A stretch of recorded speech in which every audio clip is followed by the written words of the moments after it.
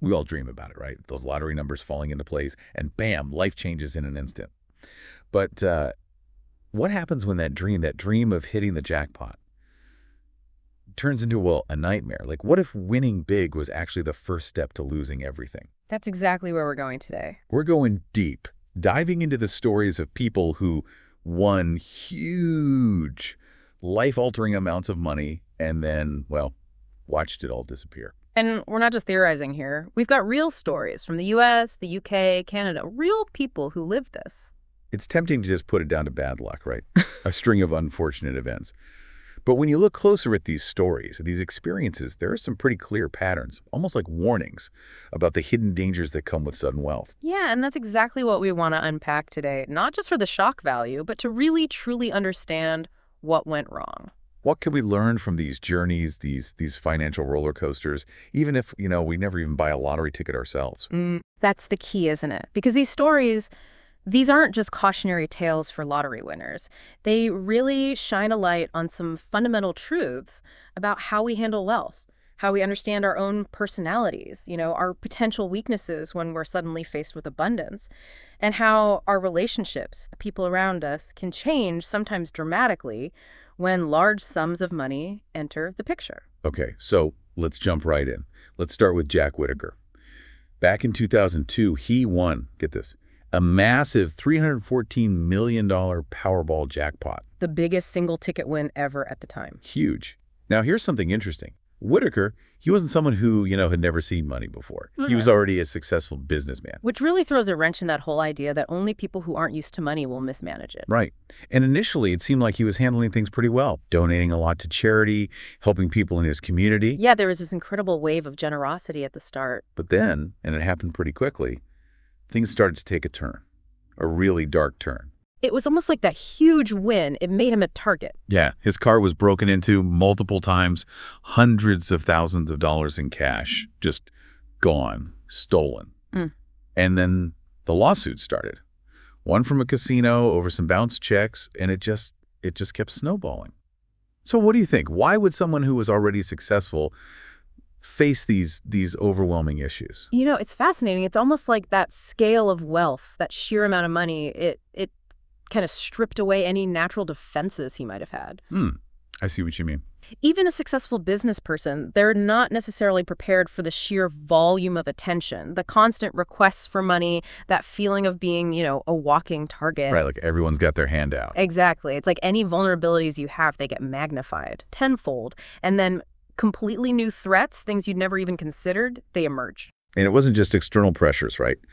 Whittaker's personal life, it really unraveled. Reports of heavy drinking constantly at strip clubs. And then real tragedy struck. His teenage granddaughter, who he'd been supporting financially, she died of a drug overdose. And years later, his daughter passed away too. It makes you wonder, right?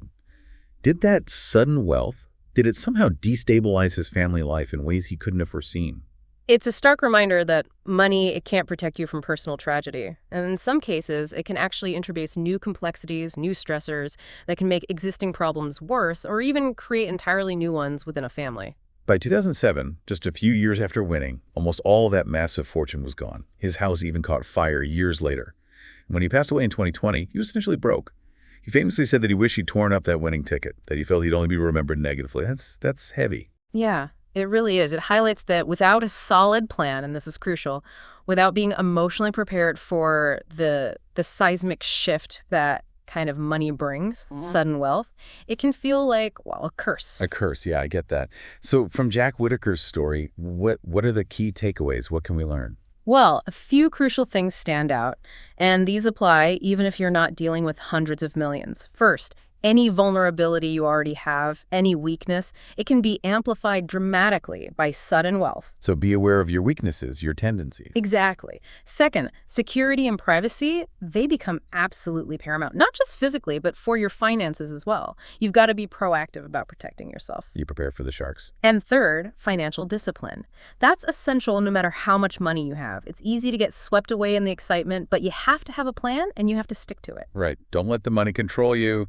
Control the money. And finally, never underestimate the emotional and psychological impact of sudden wealth. It can be immense, and you need to be prepared for it.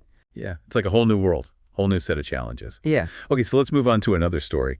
This time, William Bud Post. He won $16.2 million back in 1988. Now, his situation was very different from Whitaker's. Post, he had very little money before winning. He was actually on disability benefits when he hit the jackpot. Completely different set of challenges, right? Going from scarcity to immense abundance, it can be, well, incredibly disorienting. Yeah, I can imagine. So how did he handle it?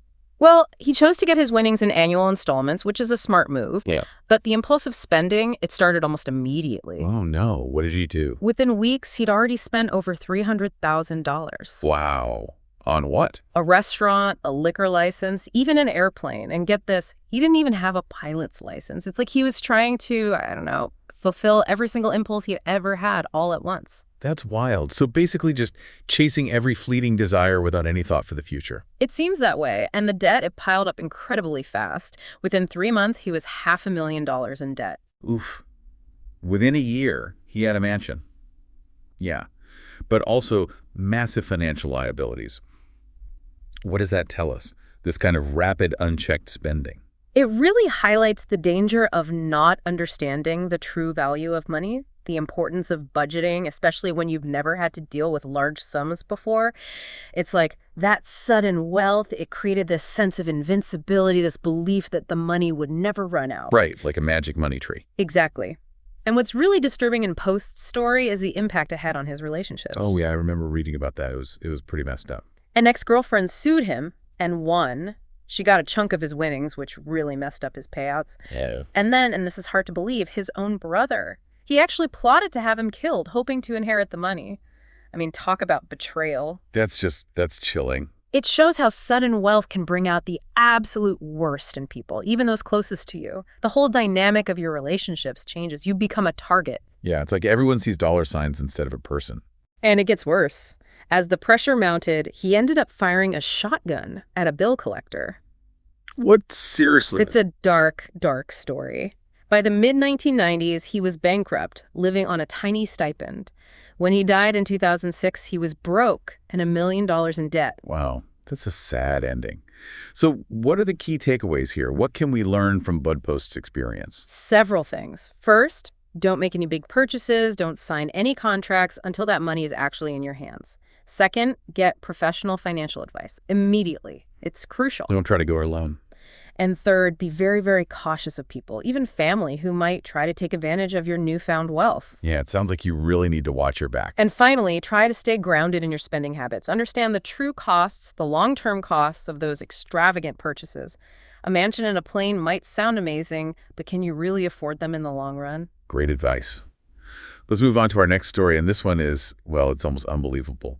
Evelyn Adams, she actually won the lottery twice. Twice? In 1985 and 1986. Can you imagine? For a combined total of $5.4 million. You'd think, right, with that kind of luck, you'd be set for life. You'd think so, wouldn't you? But her story really shows how even incredible luck, it can't overcome certain deeply ingrained behaviors. What happened?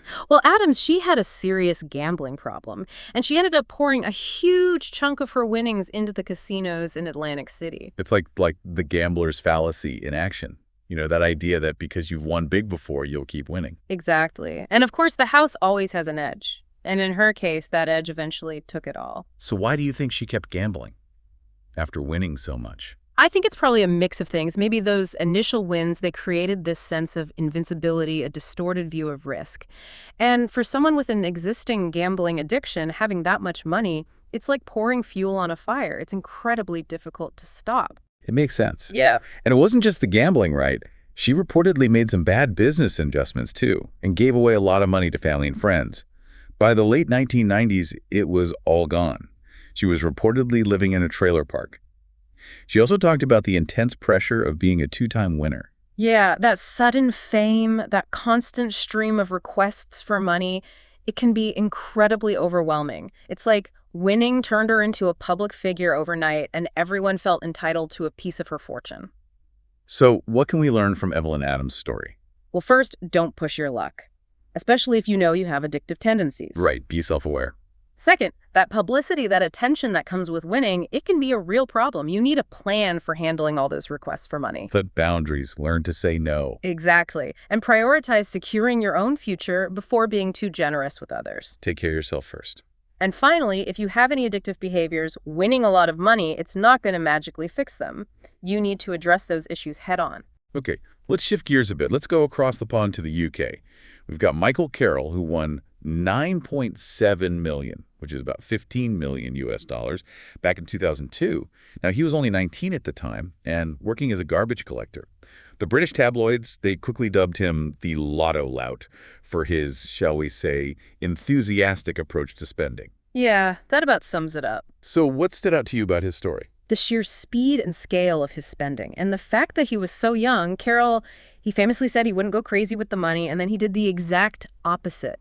Quit his job, threw these massive drug and alcohol-fueled parties at his new mansion, spending thousands of pounds a day on cocaine, reportedly. Wow, it's like a rock star lifestyle, but without the actual career to support it. Exactly. It highlights the real dangers of having a massive amount of money with, well, limited life experience and not much impulse control. Right, he was basically a kid with a mountain of cash. And it didn't stop there. He was showering friends and family with cash and cars, bought all these luxury vehicles, wrecked a bunch of them, even invested in his favorite football team and a racing team. So basically living out every teenage fantasy all at once. Pretty much. And there seemed to be zero long-term vision, zero understanding of how quickly that kind of money can disappear with that level of spending. And of course, that kind of lifestyle, it leads to trouble. Oh, absolutely. Legal troubles, threats. He spent time in jail and even got targeted by blackmailers. The visibility of his wealth, it made him a prime target for all sorts of problems. By 2010, just 8 years after winning, he was bankrupt. Blew through almost all of that 9.7 million pounds. And get this, he had to go back to his old job as a garbage man. Yeah, a real fall from grace. But there is a somewhat surprising later chapter to his story. Oh, it happened. By 2021, he'd reportedly remarried his ex-wife and moved to Scotland. Seems like he found a more stable life. So, a cautionary tale with a glimmer of hope. Perhaps. But his initial experience, it really underscores a few things. What are those? First, the risks that come with youth and sudden wealth. It's a volatile combination. Second, that kind of extreme partying, it's not sustainable. Third, no matter how much money you have to stay on the right side of the law. Right. Money doesn't make you above the law. And finally, long-term financial planning. It's absolutely crucial from the moment you get that windfall. Plan for the future. Don't just live for the moment. Yeah. Okay, let's talk about another UK winner, Callie Rogers. She became the UK's youngest lottery winner in 2003, winning £1.9 million at just 16 years old. Just a teenager. Her story really sparked a lot of debate about whether there should be age limits for lottery winners. Why do you think her story resonated so strongly? I think it's because it's so understandable. Rogers, by her own admission, she was just too young to handle that kind of money. Yeah, it's a lot of responsibility for someone so young. She said she'd be sensible with it, but that didn't last long. Designer clothes, lavish gifts, cars, vacations, even multiple cosmetic surgeries. It's that classic teenage spending spree, but on a much grander scale. Right, like a kid in a candy store, Right. but with a lot more zeros on the price tags. And sadly, she reportedly developed a cocaine addiction, which definitely ate up a good chunk of her winnings. And while she did give some money to family, very little was saved or invested for her future. It really speaks to the lack of financial literacy and the potential for sudden wealth to worsen existing vulnerabilities or lead to harmful coping mechanisms. So what happened in the long run? Within a decade, the money was almost all gone. By her mid-20s, she had very little left, and even said that winning had brought her more stress and unhappiness than joy. By 2021, reports indicated she was penniless, relying on government benefits. It's a stark reminder of how fleeting that kind of wealth can be without proper guidance and planning. A real cautionary tale. So what can we take away from Callie Rogers' experience? Well, it emphasizes the crucial need for financial education, especially for young winners. They need guidance, support to navigate that world. It also shows how sudden wealth can fuel impulsive and harmful behaviors, especially without that guidance and support. Right. It's not just about the money. It's about the whole life change that comes with it. Exactly. Yeah. It also underscores the importance of planning for the long term, not just the immediate gratification, and having a strong network of advisors and a support system to help cope with the immense pressures that come with wealth at such a young age. Okay, let's move on to another couple, Laura and Roger Griffiths. They won 1.8 million pellets back in 2005. What's interesting about them is that they seem to be in a pretty stable place before winning. Laura was a teacher, Roger was an IT manager. It's like even people who seem financially responsible can struggle with a sudden windfall. Their story really highlights how even seemingly grounded people can falter when their lifestyle expectations inflate rapidly without a corresponding sustainable income to support it. So what do they do? They both quit their jobs immediately and started spending on luxury items. An expensive house, tons of designer handbags, something like 30 different secondhand luxury cars over the years, lavish vacations. Sounds like you were living the high life. They were. And it's easy to see how those costs could add up quickly. And Roger, he was a musician at heart. He poured a lot of money into trying to revive his old band. They also invested in a beauty salon for Laura to manage. So they were chasing their dreams, which is admirable, but maybe not with the best financial strategy. You got it. The salon struggled, their high-end lifestyle was expensive to maintain, and without their steady incomes, their fortune started to dwindle. And then, to make matters worse, they had a devastating house fire. And it wasn't insured. Oh, no. So they lost everything. By 2013, the money was gone. And their marriage had fallen apart, too. It's a harsh reminder that life can throw curveballs even when you have wealth. Yeah, money doesn't solve everything. But here's a twist. Despite all that, Laura has said that she has no regrets, that she had a great time spending the money. It's an interesting perspective, right? It suggests that for some, the experience of enjoying that wealth, even if it's temporary and followed by hardship, is still seen as valuable. So any lessons to be learned here? Absolutely. First, don't quit your job right away. Hold on to that steady income. Second, any investment, especially in personal ventures, needs to be well-planned, well-researched. Don't just jump in blindly. And third, stick to a budget. It might sound boring, but it's crucial, even with a big windfall. Keep track of where your money's going. And finally, plan for the unexpected. Emergencies happen. Make sure you have insurance. All right, let's move on to our next winner, Sharon Tirabassi from Canada. She won, say, $10.5 million back in 2004. Now, she was a working mother, and her first instinct was to share her good fortune with everyone. A very natural reaction, right? It is. But that generosity, while admirable, it also played a big part in her financial downfall. Big house, fancy cars, lavish parties, exotic trips. She gave money to pretty much anyone who asked. It's familiar. It's a common theme we see. The difficulty of saying no when you suddenly have more than you ever imagined. Right. It's like you want everyone to share in your happiness. And she admitted she didn't have a financial advisor. She genuinely believed the money would last forever. Oof, that's a dangerous mindset. Without professional guidance, without a realistic understanding of how fast that money can go, even millions can vanish. Within 9 years, she was broke. Back to working part-time, taking public transport. So the house, the cars, the parties, all gone. Gone. But there is a positive note. She did put some money in trust for her children, at least some foresight for the next generation. Yeah, at least something good came out of it. So what are the key takeaways from Sharon's story? First, get a financial planner immediately. Don't try to manage a windfall that size on your own. Second, see those winnings as what they are, a life-changing but finite amount of money. It's not an endless supply. Right, it's not a magic money tree. And third, be mindful of your generosity. Set limits. You can't help everyone. You got to take care of yourself first. And finally, invest wisely. Put a good chunk of that money away for the long term. Don't just spend it all on immediate gratification. Okay, next up, we've got Jenite Lee, a South Korean immigrant who won $18 million in the Illinois lottery in 1993. Now, her story is particularly interesting because her main motivation for using the money, it seems, was to give back. She wanted to help her community. And she was incredibly generous, donated huge sums to charities, schools, political campaigns, even had a reading room named after her, attended dinners with prominent politicians. She really wanted to make a difference. That's admirable. It is, but it seems her desire to give, it outpaced her actual assets. She ended up selling her remaining lottery payments for a lump sum, probably at a loss, just to keep up with her donations. That seems risky. It was, and it wasn't enough. By 2001, just 8 years after winning, she was bankrupt. Very few assets and a lot of debt. So even with the best intentions, things can go wrong. They can, and her story highlights a few things. First, even with charitable giving, you need a strict budget. You can't just give endlessly. Second, those annual installments, they offer a certain level of security. Selling them for immediate cash can backfire. It's like you got to pace yourself. Exactly. And third, be careful about chasing social or political status. That can be a financial trap. The expenses can be huge. Right, it's easy to get caught up in that world. And finally, no matter how much money you have, you need to track your spending. You need a safety net and emergency fund. Don't get complacent, even if you think you're set for life. Exactly. Okay, our last story for today, and it's a tragic one.